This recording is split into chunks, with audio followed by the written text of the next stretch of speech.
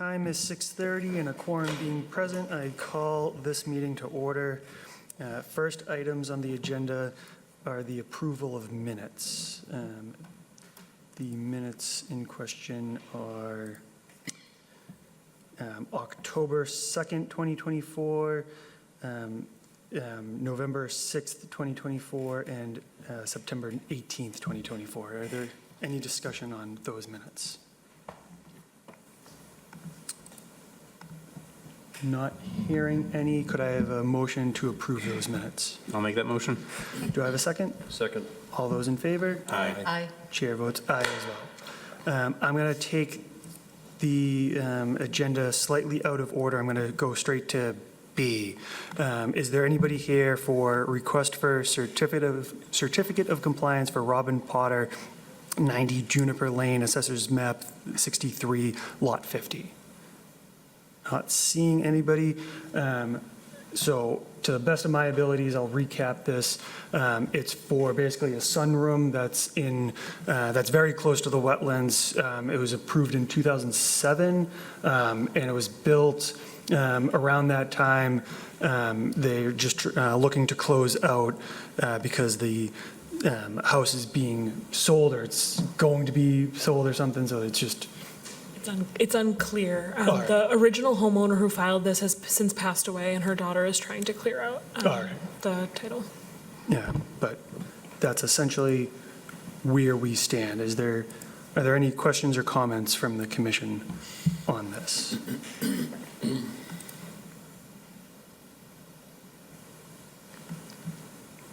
Not hearing any questions or comments. Could I have a motion to approve the certificate of compliance? I'll make that motion. Do I have a second? Second. All those in favor? Aye. Chair votes aye as well. All right, and now, agenda item A, request for certificate of compliance for James Hanley, 0 Carl Donald Drive, Assessor's Map 10, Lot 105. Just going to move the easel over. if you don't mind.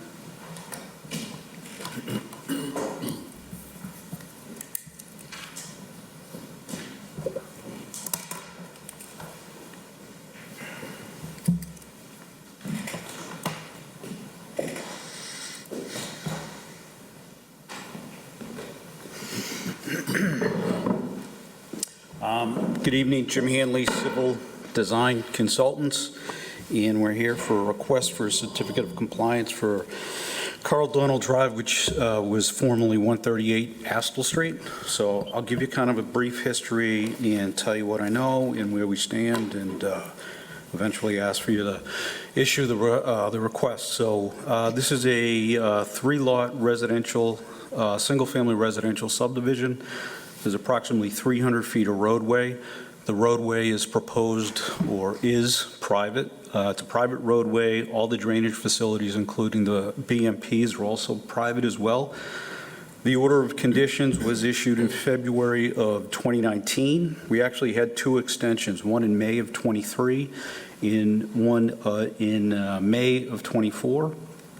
And those extensions were due to kind of like COVID and just giving the applicant the ability to go in, stabilize a site, clean up the pond, get everything ready for this request. And then we made this request in October 14th of last month. So where we stand now, the site is stable, the pond works. We've kind of had baptism under fire for all of our BMPs over the last 3 years with I don't know, several storms, well in excess of 100-year storm frequency, where we've had really intense rainfalls. All the no disturb and open space markers have been set. The project has been built in substantial compliance with the approved plans and the conditions that the commission put on it in 2019. There are 3 exceptions that I want to run through with you, just so you guys know what those are. There was a proposed retaining wall that was proposed along, I believe it was Lot 3, which is the lot toward, there's you can kind of see an highlighted green area on the top side of the plan. That's an isolated wetland pocket that's right there, and we had proposed the retaining wall because we weren't certain we'd be able to get the slope to stabilize up against the driveway, but we have been able to get the slope to be stable. So what we did is we went in there and we put in the open space markers along that, as opposed to putting that retaining wall in and disturbing more area. There was also a split rail fence in that same vicinity. So essentially that wall and the split rail fence were a measure to stabilize that slope and keep people outside of that open space area in that 25-foot. So once we realized we didn't need the wall, we just put in some additional open space markers there. The last thing is we don't get involved with construction monitoring unless it's required by the town, the commission, or the client asks us to. We did not witness the subsurface dry wells that were proposed for each house to go in. But when we did do the as-built of the pond, we did calc out the storage volume or the infiltration recharge volume at the bottom of the pond, and the volume that we have is such that it satisfies the requirement for the entire project, including the rooftop areas. So we've been able to address that through the pond. So essentially, this is a private roadway, private drainage system, gets handed over to the HOA. We have one of the houses is actually in the same situation as the previous request that you mentioned tonight, where they're in the process of selling. I believe it's under agreement, and it's something that they need to get done as well. So we're here tonight to request the issuance of the COC. All right. Any questions or comments from the commission? Just reviewing this a little bit. So the other lots that are on here, are those going to be, are those buildable, or will those be built at some point? Lot four So, and lot- yeah, so there's 3 single-family residential lots, and the remainder of the site is all open space that belongs to the HOA. So there'd be no more construction on this site. And it's been designated open space. Correct. Does anything have to be done for that, for like deeds and stuff? Yeah, I believe it's the responsibility of the HOA now. So now everything is sold, right? So once we get this, then the HOA is going to take over the maintenance responsibility of the infrastructure, the roadway, and the ponds, as well as the open space. All right. All right. I don't have any further questions. If anybody else on the commission does, please ask them. Not hearing any, could I have a motion to approve the certificate of compliance? I'll make that motion. Do I have a second? Second. All those in favor? Aye. Chair votes aye as well. Great, thanks. Thank you.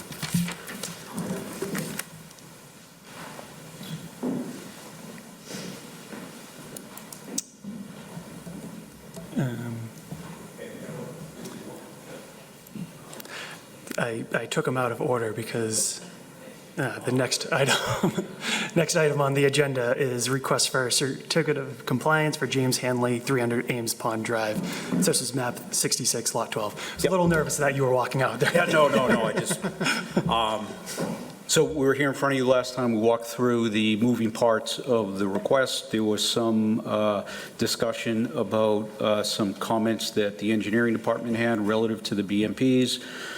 Next morning, I reached out to DPW. DPW essentially said that, and I won't speak for them, I'll let Abigail summarize it, but what they essentially said was that the comments weren't meant to indicate that there was any issue. It was only to point out that there was deviations from the plan. And I guess I'll leave it at that. There was no concern from them that any changes needed to be done to the site. And just to be clear on this, the basins that are there now will stay for whatever project may or may not happen in the future. It's a net benefit to have these. Yeah, it's a net benefit, and if something else happens on site, there'd be a whole process. We come through this whole process again with you. Yep. All right. Any questions or comments from the commission? Not hearing. So, Dan, the piles of dirt, you're still going to have the silt fence around those? Yes, yep. But if we don't have a permit in place, there's no way to enforce that those stay, there's no way to enforce that anyone inspects them? So that's, I mean, I know they're not in the 100-foot buffer zone, but certainly the erosion that comes from them certainly is? If the soil goes into the Yeah. 100-foot, we can issue a violation notice though, too. Oh, So we I still think can? that's our Is that a protection permit? You measure, where still we can can? issue violation notices if they impact the wetlands. Okay. So that's what I, yeah. Yeah, and just one thing I didn't mention last time I was here is that the previous agent had walked the site several times with the developer, had been very familiar with it, saw the construction progress, was comfortable with it. We are going to leave the basins in as well as the erosion control, and those piles are outside of the 100. All right. All right, if there's no further discussion, I will request a motion to approve the certificate of compliance. I'll make that motion. Do I have a second? Second. All those in favor? Aye. Chair votes Great. aye as well. Thank you very much. Agenda item D, this is a public hearing, notice of intent, Maureen Herald, 72 North Billerica Road, Assessors Map 4, Lot 67. Is there anybody that's...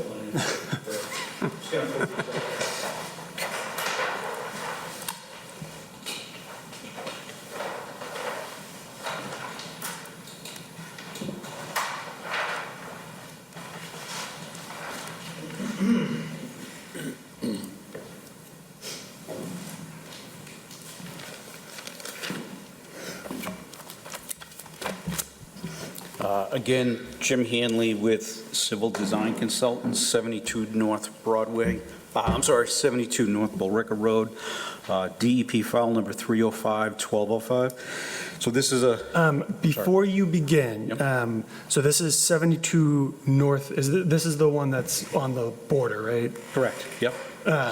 So just in case, this is on the border of Lowell and Tewksbury. So there's something going on, there's a permit going on in Lowell. So you may have received an abutter notification if you were in Lowell for this, and vice versa. Am I getting this correct? So there's a separate project at 71 North Billerica Road in Lowell. So if you're there, if you're here for the project in Lowell, if it's 71 and not 72, then that would be a different. I just knew that you'd be getting both abutter notifications and didn't want any confusion. Just, I can clear, but we're not doing 71. Okay, No, okay, No, okay. that's just Yeah. in case. I just didn't want any confusion if there was somebody here mistakenly for that, but, all right, the floor is yours. Okay, again, 72 North Billerica Road. This is a fairly standard, single-family residential lot development request through a notice of intent that was filed by Norse Environmental. My company, Civil Design, actually did the survey and the site plan prep. We worked with Norse to put everything together that they believed was appropriate for this, as well as the developer. So it's a 1.3 acre lot with approximately 315 feet of frontage on North Billerica.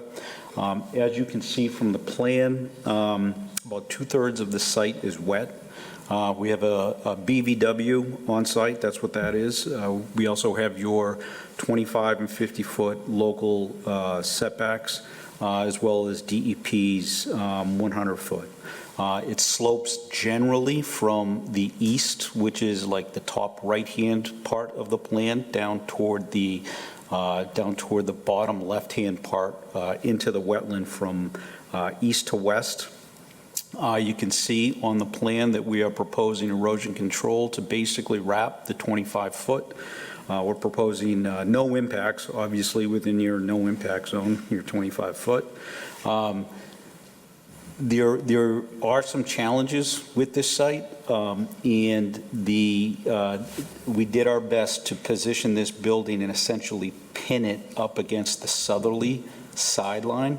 We really don't have any more room. I think we might have left ourselves a foot just at that line to get it as close to the the abutter to the south in as far away as possible to the wetland.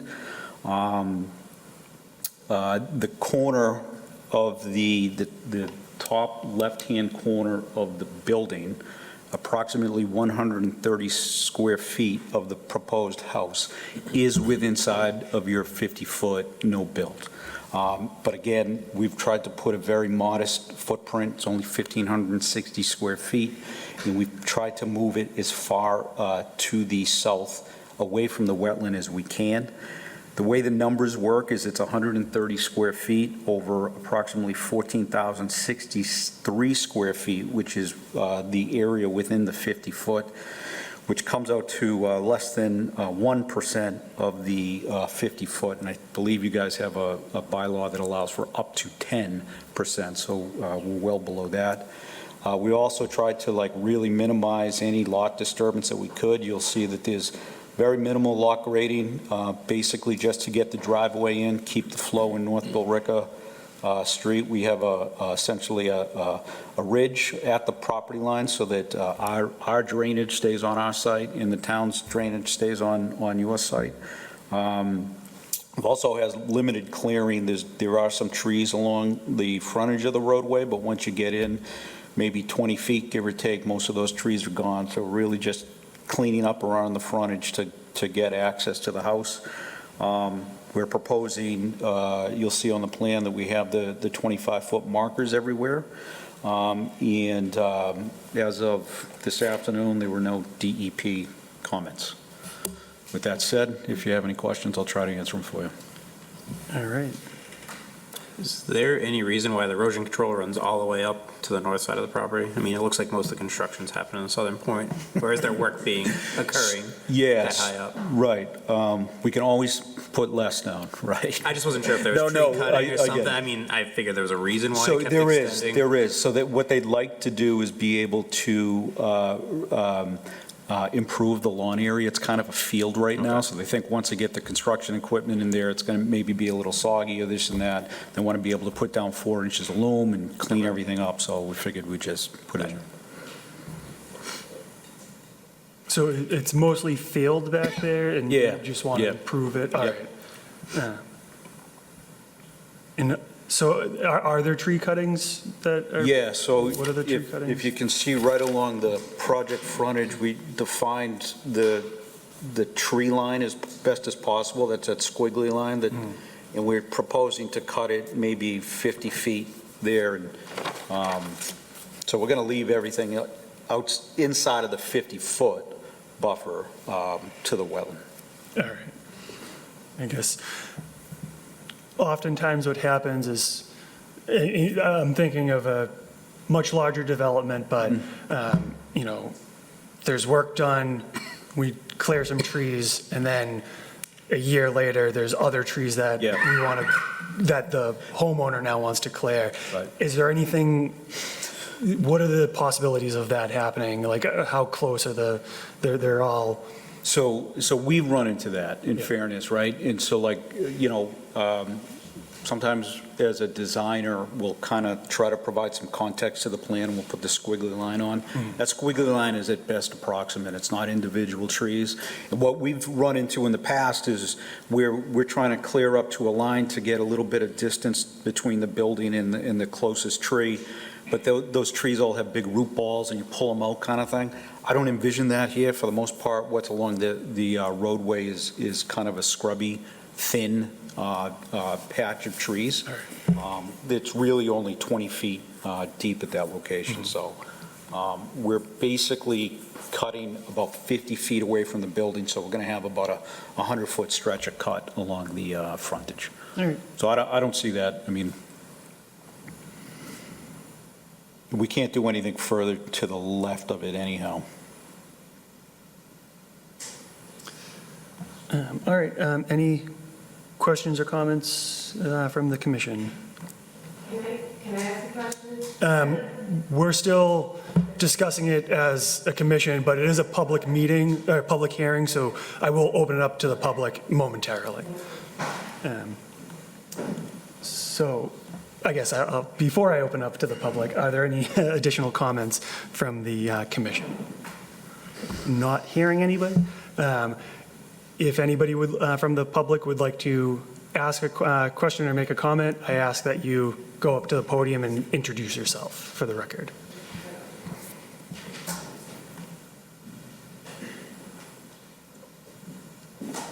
Hi, my name is Brenda Richardson, and I live at 70 North Billerica Road. And we've always, when we bought our house years ago, and this is years ago, we were told no one could ever build there because it was an unbuildable lot because of the creek that comes running through across the street under the water and out into the other side, which is the other neighbors. It's all like quicksand in there. It's whatever. But I want to know, is this going to be closer to where the Cadells used to live? Or is this going to be closer to my house at 70? Just because we're right on a bend, and to put a driveway there as it is now, I'm taking my life in my hand with the, I'm just going to approach my plan. okay. We're I am 70, Yeah, so, so. It looks like it's closer to 74. okay, so you're over, Okay, right, so that's the whole. okay. So they're building on this side? Yeah, so there's a good chunk, that's probably maybe 150 feet between where you are and it's even more than that, it's probably 200. Okay. My concern really is the creek, because it is all. Can you just speak into the microphone? I just want to record this for the public here. Sure, okay, so my concern really was the creek that we've had there, and like I said, it goes right underground and right over, and it empties out into the Betancourt's yard across the street. You're at 69, 65, so it empties out there. So I mean, it hasn't ever been touched. They've always kept it kind of low, and there aren't a lot of trees except for on the outside of it. But around the creek there is, and there's a lot. So I don't know, it's just something to think about. I just don't want to have any water problems or have that disturbed.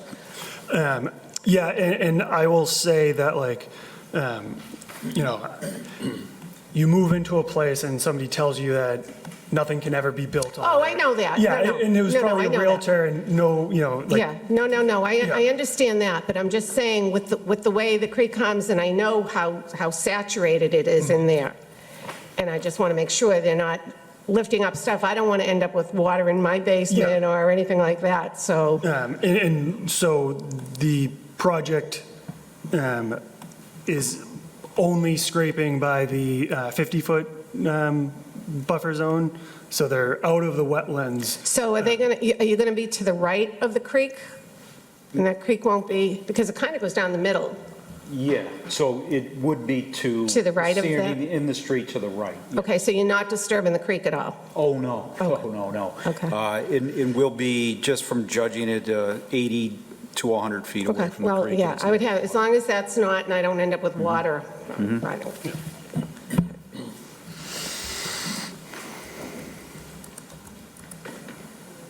Hi, I'm Sam. I live on Whipple Road, so I'm at 49 Whipple, so I got the notification. I'm very new to this. I moved here 5 years ago. You said Sam, can I have your last name also? Selfridge. Oh, thank you. So we moved here about 5 years ago. Same thing, like they say, no one could ever build there, but we know things can change. You know, we're from a city, so town hall meetings are very new to me. I do have an existing very high water table, and as the years of like higher, you know, rain has really showing its face. So my question more or less is, how will this impact me on the Whipple end of things, where I'm opposite of this? Our water table already existing, I have septic on Whipple Road, like what could be like help with prevention of like erosion to our foundation that is already like a concern with having such a high water table, and just having what drainage situations are in place in regards to like disrupting the existing already really high water table. Trying to get my bearings where Whipple is relative to. 49 is behind 74 North Billerica, so It would, over here. So no, North Billerica's here, and it's the street behind it. oh, okay. So these are always challenging to try to quantify, but at the end of the day, we've got a 1.3 acre lot. We're proposing approximately 2,000 square feet of additional impervious surface, and that's what changes, or increases the drainage. So we're really not increasing any amount that would have any real impact on anybody downstream. So there's certain thresholds, right, and we're well below that to be in a position where we design provisions to offset that drainage. So when you look at the whole watershed that goes into that thing, we're a very, very tiny addition. Okay. Yeah. And maybe the commission can maybe answer my question in Yeah. regards to where the water sequence happens in that general wetland lot that could affect me or not affect me on my end. I know people that are maybe living directly next to these lots are more concerned of what will be shunting and disrupted with the creek and stuff, but I don't actually see those things other than knowing that that wetland exists. I never see anything go on top of it. Once a year, we see someone cut down that area of just like shrubbery, but I really see no activity ever there. So I'm just curious as to how wet are we talking? I already have flooding in my garage as it is with barely high rain, just any type of rain that's not a sprinkle. I have rising from the water table and then a step into my basement, which is a fully, a very expensive basement turned, renovated. So I'm just concerned with any slight shift, I'm talking now entering my basement, which would be a total disaster. So Like in regards to what is the flow of that wetlands? Like, is it not shunting towards like Whipple at all and it's all going towards North Billerica? Like, what is the actual flow of the supposed wetland? I do not know that off the top of my head.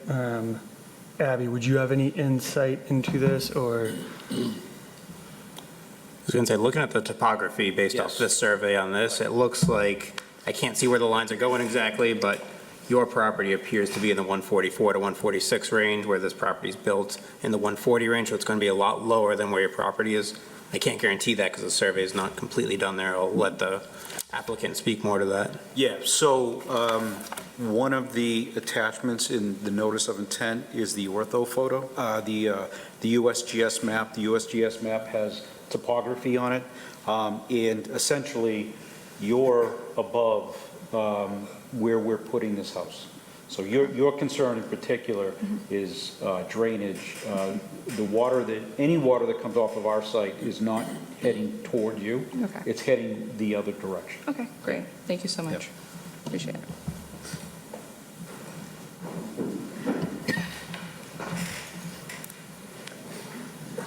Hello, my name is Fabio Betancourt. I'm representing my family who currently live at 65 North Billerica Road. We're just curious to know in regards to how this would affect us, because we are literally, our next door neighbor is this creek that everyone is talking about. It basically floods out from across the street.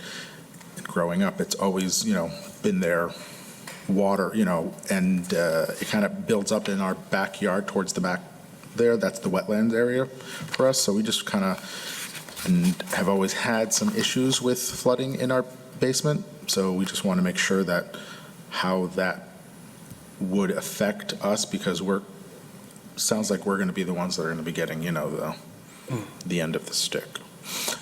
So you said you're at 65? 65 North Billerica Road. Do we know the topography of? That is down gradient of us. I'm just not sure where in that watershed he is. I'd have to do some additional review to find that out. Our other concern is that, as it was stated earlier, there is a project that's happening on the Lowell side at 71 North Billerica Road that is also going to be next to us as well. And so our concern is if that happens there, how that's going to affect the wetlands with what is going to be happening proposed at 72 North Billerica Road.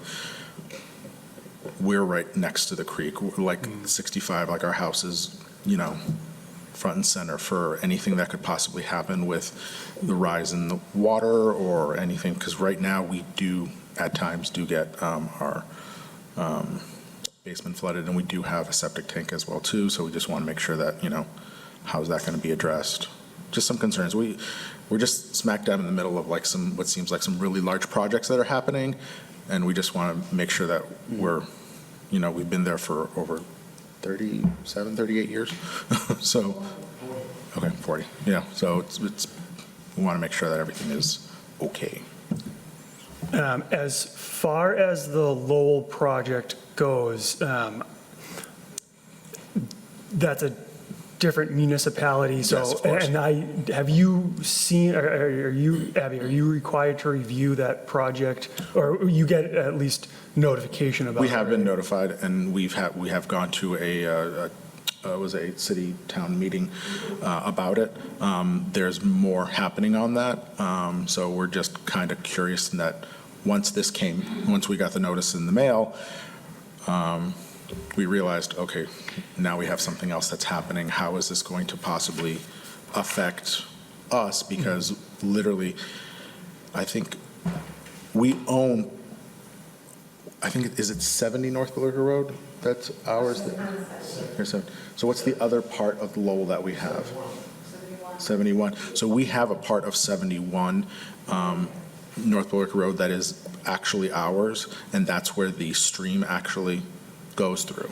So, So as far as things happening in Lowell, we get notified because there's a piece of that property that is in Tewksbury. Correct. As far as who owns that property, that's that's between you and, the applicant at 71 North Billerica. But as far as conservation, I could certainly reach out if the commission would like me to the Conservation Commission in Lowell. But we really only get notified just because part of the property is in Tewksbury. yeah, you're not required to review the project, it's just, Yep.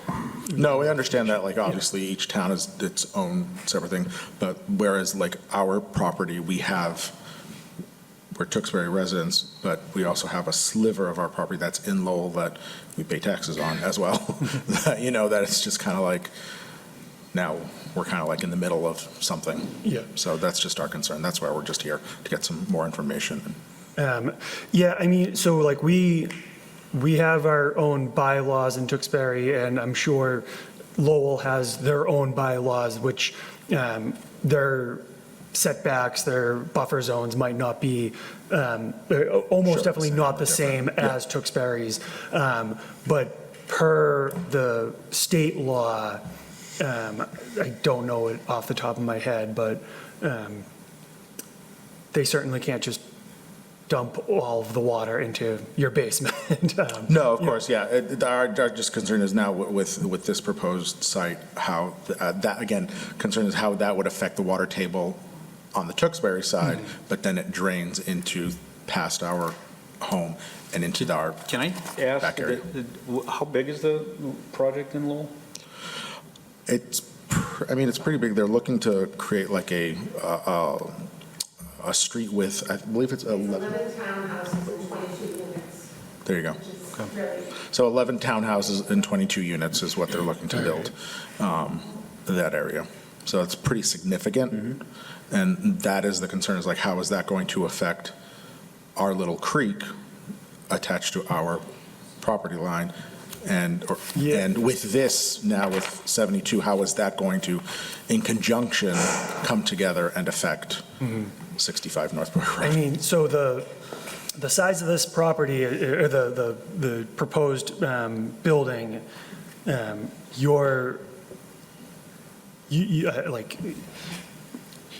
you don't expect to, I'm missing my words, to divert much water, it's not a significant amount of water that, rainwater that would be So moving. just to give some background or context to it, what they're, these are different orders of magnitude, right? So there's very specific requirements that they need to follow versus what we need to follow, right? Sure. And so we use our standard engineering practice. We comply with every regulation that the town has. But to try to give you a sense for the magnitude, this is 8 to 12 parking spaces worth of pavement. So it's not like a development of the magnitude that's going on across the street. So it's much, much smaller than what you're contending with on the other side. No, I understand. I just feel as if like with an 8 and 10 parking lot space versus 22 units here and then us in the middle, how is that going to just affect, I know no one's got a crystal ball, but like, I mean, yeah, so like, for a project that size, they would have to, go through the regular process of, Correct. like, where all that stormwater is going to be going. That would be in their project plans. I don't have those in front of me. I'm sure they're no, available somewhere. we're but- planning on attending future meetings for Yeah. that as well, and obviously bringing up this property here on 72 North Berwick Road as well, because obviously we feel as if water's got to go somewhere. It's going to go somewhere. We just want to make sure that it's going where it's naturally going versus diverting it to somebody else's property, where it hasn't been. So that's all. Thank you. Thank you.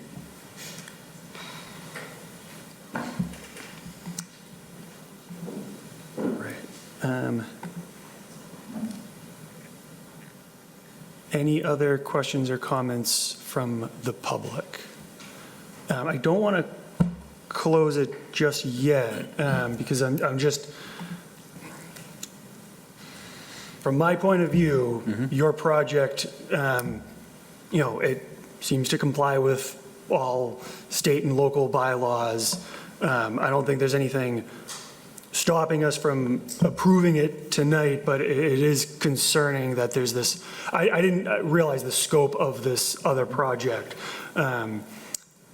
So I guess it's kind of, we're not really allowed, we can't talk about, we can't make that other project determination in our project here.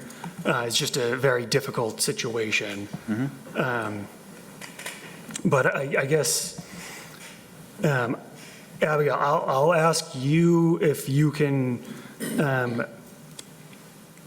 get me those project plans and we can review it, and then if you can reach out to the Lowell Conservation Commission. I think they're pretty early on those plans, just FYI. All right. Oh, yeah, you would. They're headed to the zoning board. That was the Yes, most recent they have to do a application, rezoning right now, so there's no plans to review right now. All right.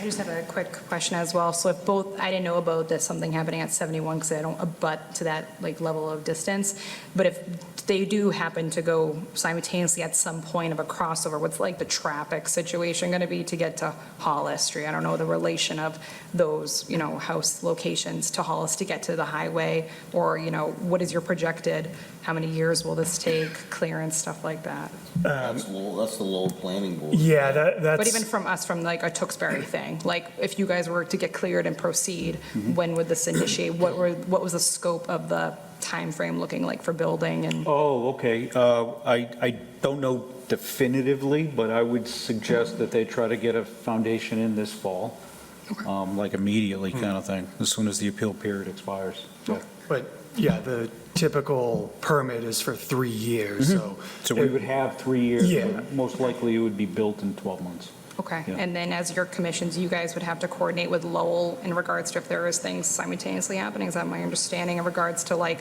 That's- happening across the street from each other? Yeah, I mean, I guess, no, we don't. Yeah, we don't have jurisdiction. Yeah, it's, Okay, because if you're tearing down trees, I'd imagine you're going to need police detailing, during yeah, certain yeah, yeah, periods. yeah, right. But then so will also them, potentially, I'd imagine, if they're building something as large as what is being proposed to apparently, even if it's so early on, I'd imagine there might be a disruption with flow of traffic. And I know another resident said, you can almost die every time you're pulling on to North Billerica Road because no one's seeing you. I understand your concern, but we're veering into jurisdiction that, not our jurisdiction. We can't really discuss the traffic situation because we're discussing the wetlands right now. Okay.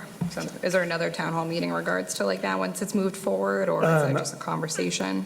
As far as Tewksbury goes, I Yeah. don't I don't project any additional, I don't think this is going to the Okay. planning board or anything. Lowell seems like they would probably Take care have of it. additional information. Okay, thank you. All right. If there's no more public, if nobody else in the public would like to make a comment, I will ask for a motion to close the public hearing. I'll make that motion. Do I have a second? Second. All those in favor? Aye. Chair votes aye as well. And could I, These special conditions. yeah, the special conditions. So proposed special conditions, applicant shall install erosion and sediment controls around the area of work. These shall include both straw wattles and silt fencing. These ESCs shall serve as a limit of work. No construction material or equipment may be stored or may commence past these barriers. These ESCs shall be installed prior to the start of work commencing on the site, and these ESCs shall install, these ESCs, once installed, shall be inspected and approved by the commission or an agent thereof. And then the applicant shall install signs to demarcate the wetland area. These signs shall remain in place in perpetuity. Are you comfortable with that? Yes. All right. And then could I have a motion to approve the notice of intent as discussed at this meeting? I'll make that motion. Do I have a second? Second. All those in favor? Aye. Chair votes aye as well. Thank you. Thank you very much.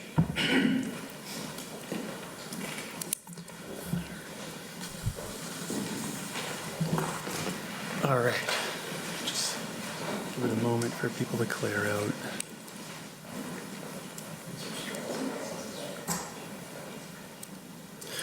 All right, agenda item E, public hearing, notice of intent, Robert Zwicker, 1628 and 1636 Shawshene Street, Assessors Map 113, lots 2 and 3. Could you please introduce yourselves for the record, and then the floor is yours.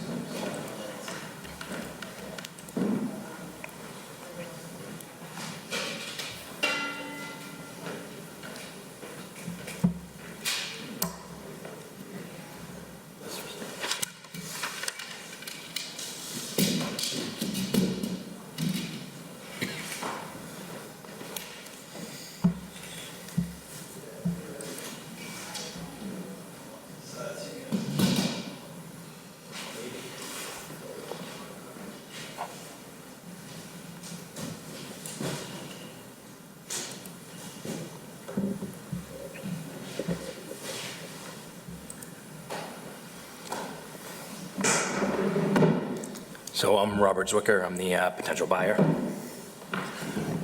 Yeah, good evening. Andy Bajasek, Dana Perkins, engineer for the project. So we were here about a month ago. We filed an ANRAD on this site, and we're issued an ORAD to delineate the wetland line. If you remember, the property here is 1628 to 1636 Shawshene Street near the intersection with East Street. The site for approximately 60, 70 years was an auto salvage yard. Recently, probably within the last 3 or 4 years, the salvage yard closed down. All the cars have been removed, and the site's been sitting vacant ever since. As part of that process, there were environmental reports issued for the site. An active AUL was issued, an activity use and limitation for the salvage yard part of the site. Generally speaking, it's not a severe AUL, to the surprise of no one. They found gas and oil in the dirt. They did a lot of soil testing, soil borings, monitoring wells, etc. And they basically determined, there's no further pollution, nothing's spreading in the groundwater, nothing's really coming off the site. That being said, there are limits to the development here and kind of limits on what kind of things can be built here in the future. In addition, there's limits on, trying not to disturb the soils, certainly trying not to remove the soils from the site as they are still considered, slightly hazardous, I would say, but nothing too toxic. So if you remember, there are existing wetlands to the north and west. When the site turned vacant, a lot of these wetlands have encroached onto our property. There's an existing chain link fence out here on the site that kind of delineated the active use of the salvage yard. The wetlands have encroached quite significantly through the fence into the property, the previous disturbed property. And so we're here tonight proposing a notice of intent for a landscape supply yard.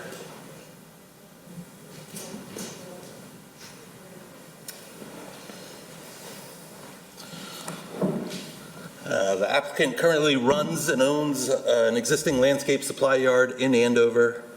He's hoping this property is larger than the site he's on, so hopefully it will help him expand and grow his business. The work we're proposing takes place solely within the salvage yard area of the property. We're not proposing any work to where the existing house is, other than interior work to help convert it into an office. Both existing buildings are staying on site. We're not proposing any work to those. Essentially what we're proposing to do is bring in clean fill across the site of approximately 1 to 2 feet of fill, and then provide a hard pack cover on top consisting of asphalt millings to provide a hard cover to the site without having to fully pave it. What we are proposing is a permanent barrier between the landscape supply yard and the existing wetlands. This will consist of these concrete bin blocks. Essentially, they're similar to like large retaining wall blocks, except they can kind of grip together. Additional bin blocks will be placed, within the interior portion of the site to help create the different bins for the different supplies that the applicant offers. I want to note that the bins within the site, the way these concrete bin blocks work is they're movable. Like you can pick them up with a excavator or something. You put a hook on an excavator. So the bin blocks within the interior site will continually be moved throughout the year based on supply and demand of the different supplies. So for example, in spring, a lot of people want mulch, so you have a larger mulch bin. And then maybe during the summer, you're not moving as much mulch, and so you kind of shrink the bins. Can I say something real quick? Yeah, absolutely. Just to be clear, the outer wall that Yep. barriers the wetlands will never move. That outer perimeter stays, it's just the interior where we make a little more space for like bringing in some firewood in the fall, things like that. So we just kind of move the divider walls out, but the separating wall would never be touched. Correct. So the barrier wall that separates the site. And so the way the site currently exists, it's it's a combination of like concrete roads, old concrete pads. They're all just broken apart. Areas that aren't solid pads, it's just fill made up of concrete. Like I said, there was extensive soil testing done across the site and kind of confirmed this. I mean, there's essentially little to no existing soil back here. As such, it falls under the redevelopment, as a redevelopment project under Mass Stormwater. We're not really changing the impervious nature of the site. As such, we're held to the stormwater standards to the maximum extent practicable. these are all, like I said, it's concrete fill. You're not going to get a lot of infiltration out here. The groundwater is very shallow, hence why the wetlands are encroaching on our site now. So what we're proposing to do behind the barrier wall is construct like a 2-foot wide level spreader, a gravel level spreader. This will kind of help, will catch the first flush of stormwater essentially, in order to help, capture that, treat it. But essentially the grading patterns are going to remain the same. The runoff is going to remain the same for all, extents and purposes. The bottom plan there, the way the wetlands have grown onto the site, it creates an odd shape to the property.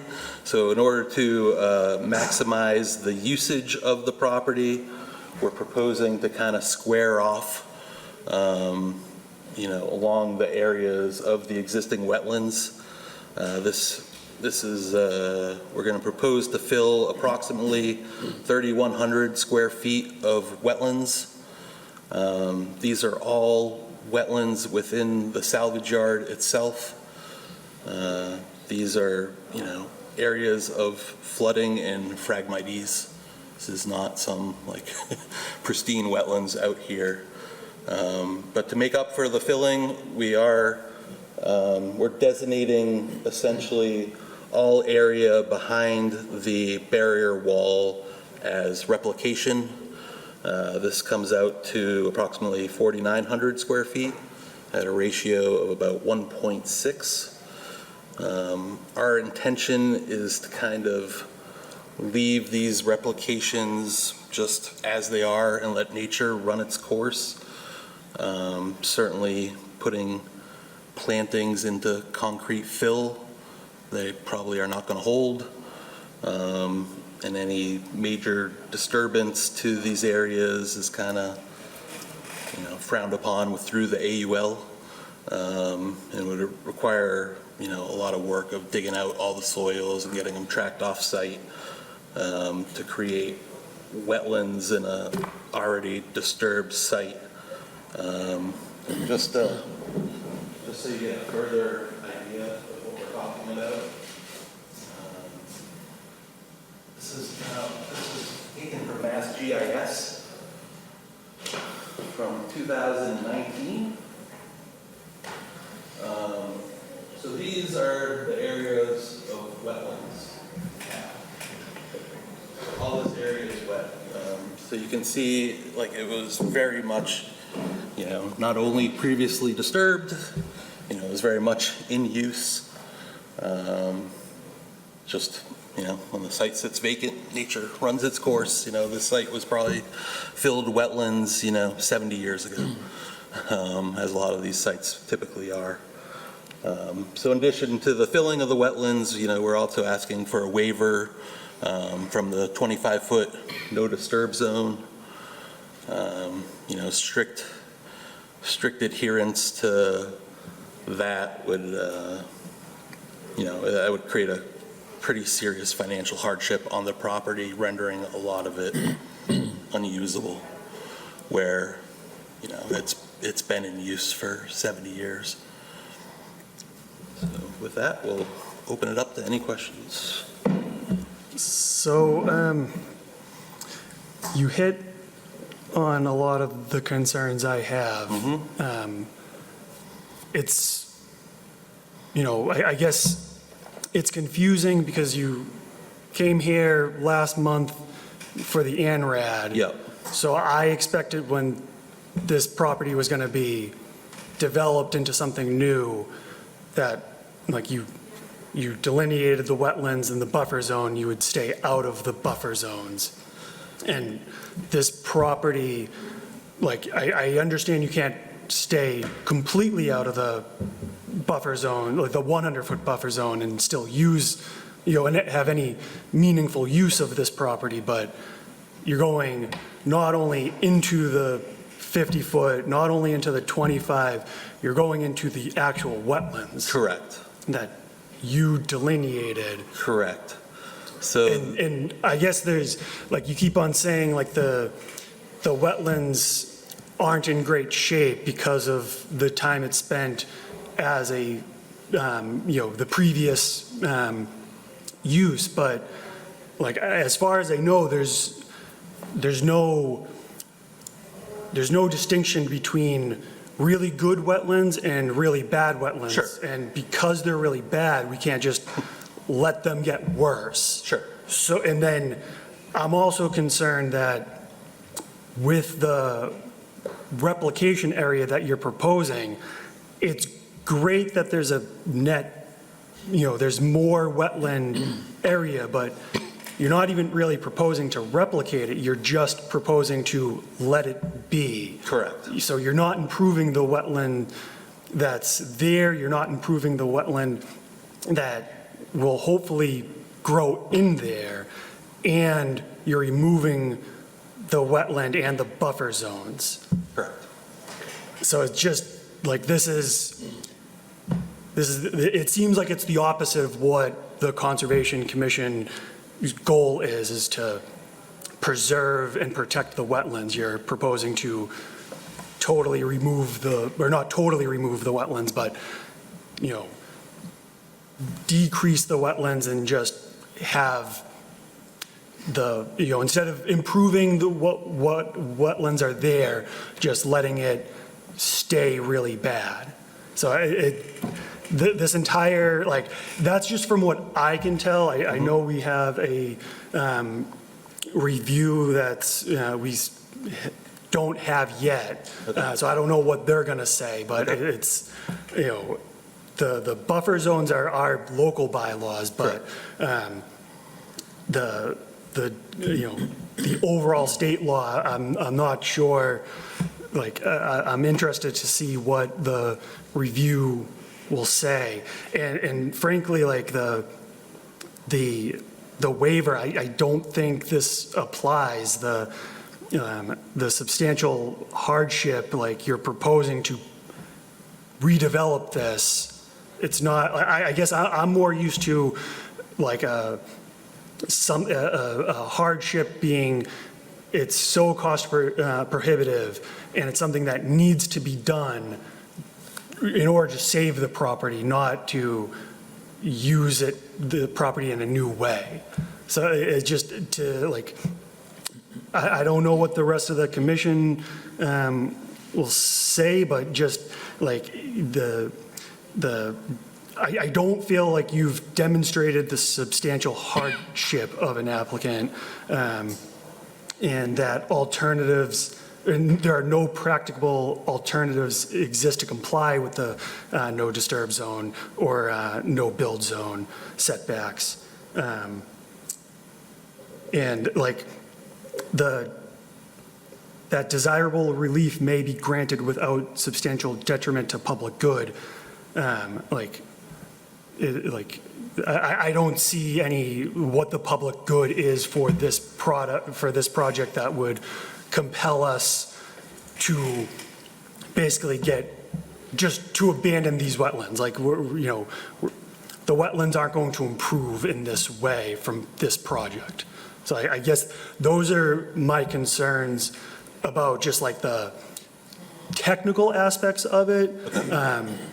The wall that's proposed on the perimeter of the, so the inside walls can be moved, I mean, with considerable effort, but they can be moved. But the outside wall, how tall is that going to be? So it'll be about 6 feet tall, All right, maybe 8 feet. Just to, if we feel the product in the thing, the pile's a little high, then we might just put that extra, just to protect it, because we want everything to be on the inside. Yeah, because that I guess, like,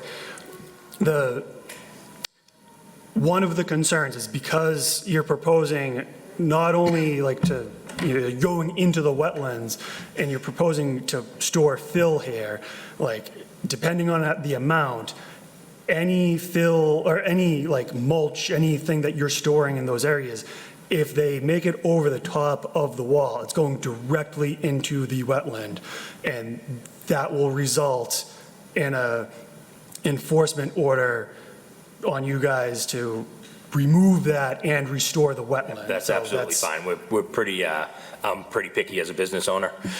If you look at our yard in Andover, you'll see some will have higher walls in the middle of the bin going back, so we can hump it, but as the pile comes towards the rear, it goes back down. All right. And you mentioned you're not putting concrete over this, or you, It'll be clean fill with a hard cover pack of asphalt millings. all right.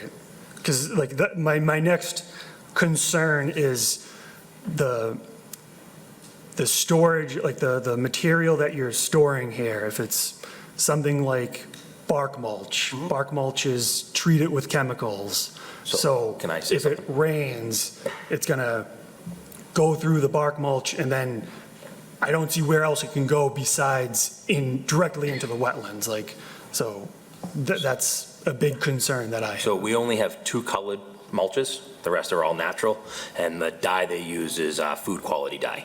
So it's very environmentally friendly. All right. But like I said, we only have 2 products that have that even in it. The other 5 or 6 we stock are all natural. And then we have a big line of aggregates, decorative stone, all natural products. So it's not just mulch. We have about 7 or 8 mulches, and then we have about, 15 aggregates to go with that, which are, crushed stone, pea stone, all natural, clean products. All right. And I think, that's the purpose of the level spreader behind the bins. That's going to act as, whatever makes it through the bins and the material. Certainly the first flush will get caught by the level spreader prior to it entering the wetlands. Can you just explain that a little bit more? What is level spreader? So the level spreader is essentially level the entire way. It's 2 feet wide by 1 foot deep, filled with gravel. The water goes in, it will fill up, and then it goes out over the top of the berm. And that's behind the wall? It's behind the wall, correct. So, So in the event if anything ever did get over the wall, we'd be able to get back there and clean that up. so, because that's additional encroachment into the wetlands to add that. It's not going to be the wall and then wetlands, it's going to be Right, so we wall. have the level of encroachment that we're counting. We have like a limit of work line, which is essentially 5 feet behind the wall, which allows us to grade up to create the level spreader from the existing grade, and then the wall itself. So not going into further wetlands, it's all part of the calculated space that we're proposing. With, there's extra room in there for grading too, so. All right. Any other questions or comments from the commission? So I echo a lot of the same sentiments that the chair has. I do have a couple questions though as Yeah, well. sure. Are the existing buildings staying on site, or are you Yes. demoing those buildings? So everything else is going to stay on site as is right now? It's the fill. Have you designed what the property would look like if you did not go into the wetlands, but you were in the 25-foot? How much space do you actually lose, / how many bays do you lose? We would lose a good amount. It would probably put me in a position where it wouldn't work for me. One of the main reasons being is, you have the larger trucks coming in and dumping the material. They need room to be able to maneuver and get around. We don't like the trucks coming off the main road and, causing chaos there. It's nice to let them come in the property, back into the bins and then pull out. So, But a lot of the space where they're backing in isn't it's not in the middle, it's in the periphery. So you could potentially, just looking at it, where C9, C8 is, you'd lose one bin there. Where A5, 6, 7, 8 is, there's no bins up there, it's just space that you have a wall at. I just am trying to understand what the reason is, because looking at this, you lose 3 bins. That's it. It could be more, but when you that's talk why I'm about asking the like engineer how he designed it. It's okay. So I've been in Andover for about 12 years, and we've moved the bins around and redesigned the yard about 6 or 7 times to make it work properly, and you just need some extra space to be able to maneuver and get around. It's just, So my concern isn't necessarily being within a 25-foot buffer, it's being within the wetlands themselves. I think I could convince myself that even if you're working within the 25-foot buffer, it could work out. I'm just one member of the chair. I'm asking about specifically the areas where you're in the wetlands, Yep, so disturbing the wetlands. I looked at And that's it and- 3 bins that are looking at it really quickly. Yeah, That's yeah, why I'm yeah. asking that question. So I looked at it and I looked into how I could utilize coming into the nooks where there wasn't wetlands and kind of working around the envelope. And it just wasn't quite as useful, but it also seemed like it kind of made sense to just draw a straight line and just let it fill in and just let the wetlands be the wetlands and just stay here and just separate the two and not trying to work in and have, walls on the left, walls on the right, walls on the back, just one straight line, and that was kind of the reasoning behind it. Yeah, I guess I have serious concerns with the wetlands being in there. If you figured out a way to work within the 25-foot buffer, like I said, I think I could work around that. That's why I was asking the engineer on record. Have you looked at what the design would look like without going into the wetlands specifically and just the 25-foot buffer? Yeah, I mean, similar to what Bob said, we've looked at it, and I think, it's not only the amount of wetlands, it's kind of the shape of them, that, you run into weird, like, jigs and jogs that don't really work well for the landscape supply use. Yeah, I guess I would want to be shown that it doesn't work. I mean, it's pretty much you want to prove a hardship, and you haven't, to me, proven a hardship of why you need to go into the Yeah. wetlands. So I 'Cause did- I'm looking at this and saying, you can cut off a couple Yeah, squares no- here, so it's still squared off like you want, but it still meets That, our jurisdiction and what, at least I want to see. that was my first look, because, like, the more square footage of ground space I have. Oh, yeah, it's better for you. Right. I So get that. that was my number one look, and it just seemed, it was just, the shape of it, how it just jets out, it was just, Could you put up the map again with the wetlands? I think it's on the other side of one of these that you had up. I think it shows it pretty clear where you just highlight literally the wetlands. because I did, when Yeah, that when one. we talked about it. So it's not, that's why I'm saying it's not a ton, like in the bottom corner, you cut a square there, you cut a square up top, and then you cut that other square, so it's still very It's squared just, off. yeah, it's really that bottom left, the top left, and that little bump out in the middle were kind of the, And that's my concern, and I would want to be shown a hardship. I can't speak for the rest of the commission, but that's where I want to say, I lose 4 bins, 5 bins, and this isn't financially capable for me to keep doing it. I still share a lot of the concerns the chair brought up with this is literally working the wetlands. There's no true replication plan. There's nothing proving to us that it's going to be a better space, and saying because 70 years someone built on it isn't really justification to keep doing something wrong, in my opinion. Yeah, I totally agree with Dan and Evan, and this really just doesn't make any sense to me at all to go forward with this project. I can't understand where you're coming from at all. as far as, well, As like far I as said, just destroying wetlands and for a mulch yard, I don't think it makes sense. well, I mean, it's not, just a mulch yard. No, It is a family my other- landscape supply Yeah, yard, but my for other the point is community. that you may have certain practices, but you could sell this to someone else who would not have the same I best just want to be practices, so we careful really because I can't. don't think we can talk about, it's not within our jurisdiction to talk about the quality of the business going in and future projects and stuff. So I just want to limit the discussion to what's in front of us, I guess. May I ask a question about Thank you. the commission's general thoughts on the replication? Is that going to be something that you're looking for us to do, full removal of all the soil down to the peat and kind of rebuild back up? I don't want to, I would want you to come with a recommendation to Yeah. us, I guess. That's how I would view it. I don't want to give you the recommendation and you do it based off that. I don't think you really With a came to us with recommendation the, that was frowned upon. What's that? well, I don't think you So really I'm came trying to with the get an idea recommendation. of, the direction to move in. in order to get closer to something that the commission, Was there a restoration plan included? I didn't see one. well, just the idea to leave Okay. it Yeah. as is and let, nature run its course there. There's plenty of area behind the wall to, replicate at an appropriate ratio to, where we're going to be creating more wetlands than exist on site now. Maybe the commission would be more, if that's something we pursued, and maybe, the problem is, the existing wetlands on site, we're not really going to be able to improve those, right? Because then that's more disturbance.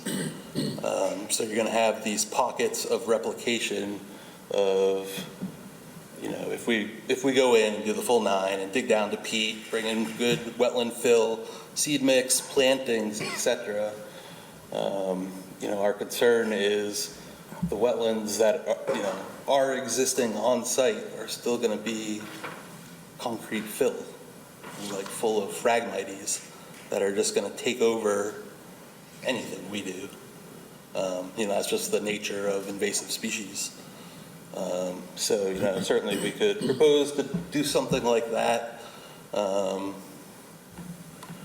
not sure that's a fruitful exercise in the eyes of the commission to go down that route. That's certainly something we could look into and come back to you with, and we could have that discussion at a later date. I was just hoping to get some kind of, maybe there's a project in town or something that you could point me to, or, someone's done something similar with replication areas that the town has generally approved. I'm just glad it's no longer a junkyard. Yeah, it's better than it being a junkyard, but it's like. But not quite there yet. Yeah, as far as you're the applicant, you're the one who's supposed to be proposing the wetland replication Correct. to us. I guess the wetland scientist went out there and they determined that some parts are wetlands and other parts are uplands. So, it should at least,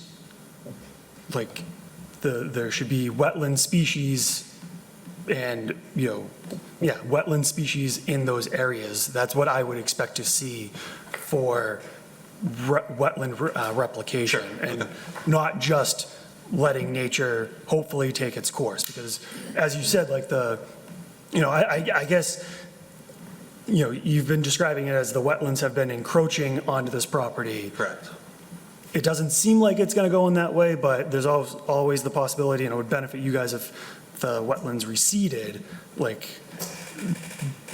that was part of, you asked why we were here doing the ANRAD. The idea was to lock in the line. It's certainly it's a tricky line on top of that, but the idea was to lock it in case, if it takes a while to get a project approved out here, we're not back here in 3 years or 2 years or whatever, and the wetlands line has, encroached even further. So that was part of doing the ANRAD process, was to really lock that line in before coming before you.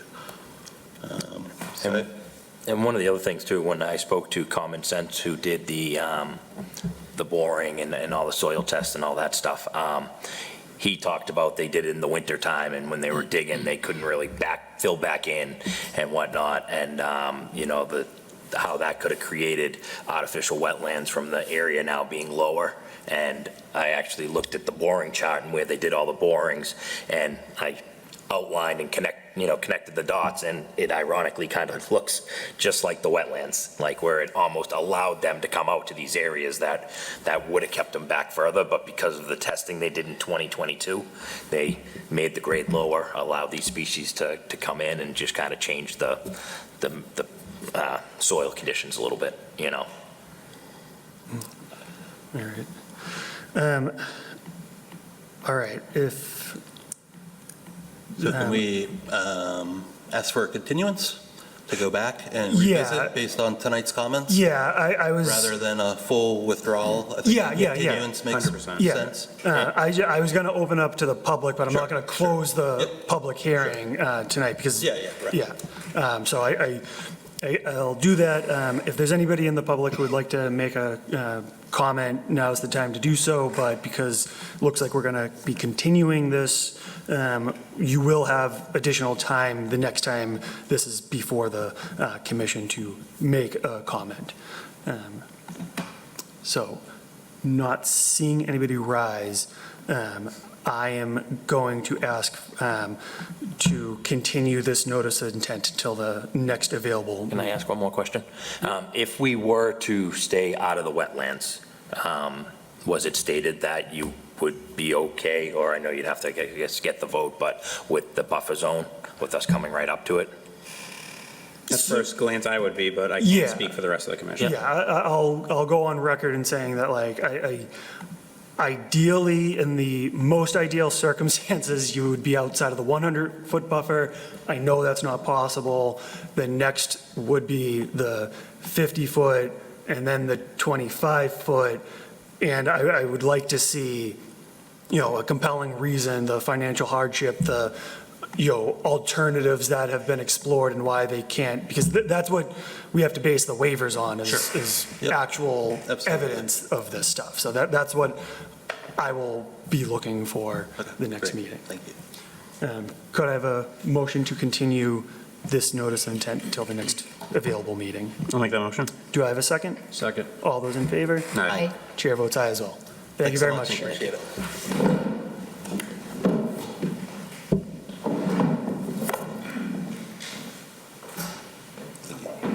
All right.